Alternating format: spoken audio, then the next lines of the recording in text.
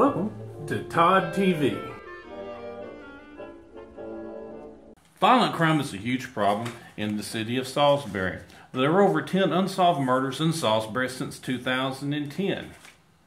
As shown on this article by Amanda Raymond from the Salisbury Post, 3 shootings have occurred near Salisbury High School's campus on September 12, 17, and 18. A shooting occurred on 17 of September that caused the officials to end the game early. Ball games now start at Salisbury High School at 6 o'clock to get people out of there before darkness. The school board is actually talking about fencing in Salisbury High School in order to keep people safe inside the school. Back in August, I was invited to a new candidates meeting with the council and staff and was invited to ask and answer questions. I actually did. No candidates had ever before, and it made quite a few folks upset. Now's not the time or place for that, Todd. I did get an opportunity to talk to Chief Collins, and I asked him some questions as I was invited to do. Is there a 50 to 75% turnover rate for SPD, and are low salaries partly blame? He said yes. How many unsolved murders do we have? He guessed 2 or 3. He was wrong. Can you give me the name of one victim? He couldn't. I asked him if he'd stopped moonlighting at the housing authority as his second part-time job. He said he had not. The chief of police position is a full-time job, and instead of forming a gang or drug task force, he's guarding the dumpsters at Clancy Hills. Here's a sheet from a website that talks about how many police officers the city of Salisbury has. We have gone from 106 employees, 87 officers in 2008, all the way down to 2013, 83 employees and 76 officers. Of course, we know why that is. The $1 million I've already talked about a year that's used to subsidize vibrant salaries. At the same meeting, the city council gave me a copy of this, which is the present chart for Salisbury law enforcement. Well, at least it was back in August. Of course, I note with the 75% turnover rate has become a lot higher as we've lost 1, we've lost 2, and I understand we're about to lose 1 more officer who's going to a higher paid job at the SBI. Morale has never been lower at the Salisbury Police Department, as shown by, once again, a op-ed piece or letter to the editor by local attorney Pete Hoffman. Pete says, Salisbury police officers frequently join in our conversations. One of Todd's campaign issues has been low morale at the Salisbury Police Department because they are not supported by their management, including the chief of police. Pete's right. Morale has never been lower.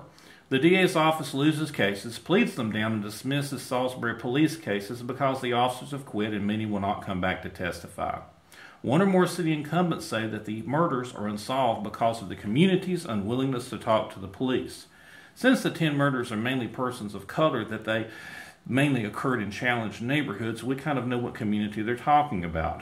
Blaming the community for not snitching because they don't trust the police and are afraid of gang retribution is just like blaming the victims.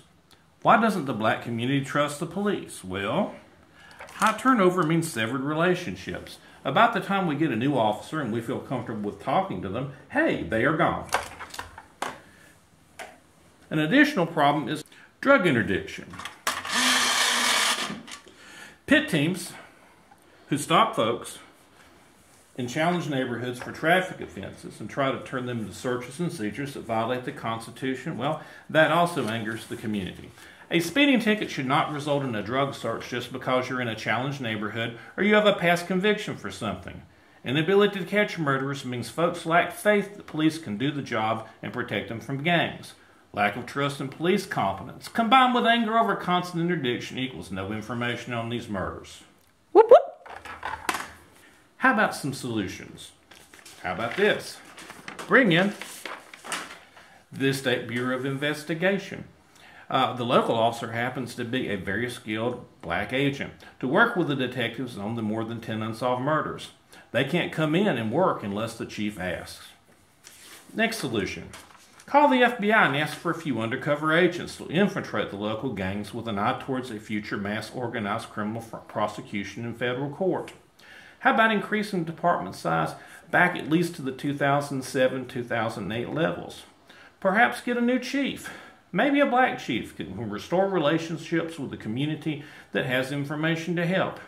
Turn the PIT team into community police officers to help restore relations and gather information. Increase the size of the gang unit and hire black officers to staff it that are from here, live here, or will move into the community. Or, here's a big one for you. Why not adopt High Point's Focused Deterrence Program? It allows you to ascertain the gang leaders, cooperate with probation and parole to get charges of probation violations, and tell these leaders that they will be held responsible for any violence their gang commits. You use the federal courts and get cooperation from them to lock the leaders up for long sentences. Eventually, you end up with gang leaders that encourage their members not to kill. While it's not perfect, the word is out not to bring guns and violence to High Point. Wouldn't it be nice if gangs started saying that about Salisbury? Why should you vote for me? Well, I've practiced law in this community for over 25 years as a prosecutor, defense, and domestic attorney. I'm on contract with 2 law enforcement organizations to protect and defend the rights of law enforcement officers when they're in trouble. I've been a member of the NAACP for several years, have been recognized for my efforts to fight for the rights of citizens that have been violated by the police as well. Monthly, I fight to suppress evidence illegally obtained by the police that violates citizens' rights. There's no better candidate for Salisbury City Council, qualified to steer us through the current crisis of violent crime. Whoever you vote for, you need to make me one of them.